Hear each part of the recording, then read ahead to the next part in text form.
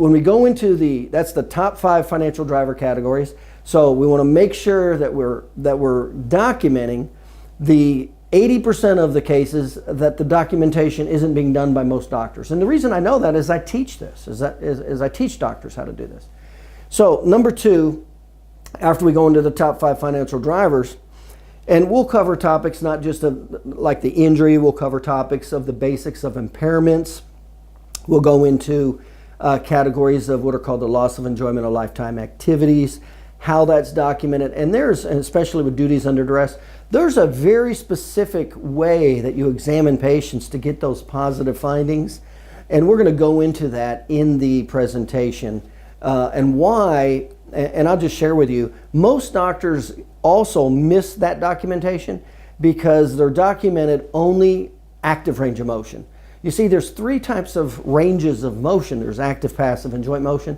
And so when doctors only evaluate active range of motion, they also will not have the documentation necessary to support the 3rd and 4th category I just mentioned, loss of enjoyment of lifetime activities and duties under duress. Now, the 5th one is the prognosis. So if you didn't document the number 1 soft tissue injury, and if you didn't document, and most doctors don't, 80% of the time it's not documented, then if you don't document that and you just have a cervical sprain strain, then you've got one of the worst cases, reimbursement cases there is, and it mainly has to do with bad documentation from the doctor. That's mainly what it has to do. Number 2, then you won't have the impairment category.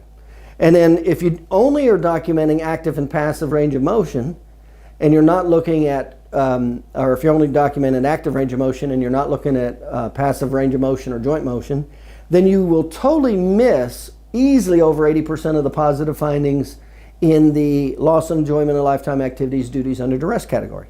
So this is how quickly, and I explain this in great detail in the presentation, this is how quickly that a good case just goes right into a low ball offer real fast. And it's typically not the attorney's fault. It's the ignorance of the doctor not knowing how to document with what's called high sensitivity testing. And that's what we teach. So that's the first big category.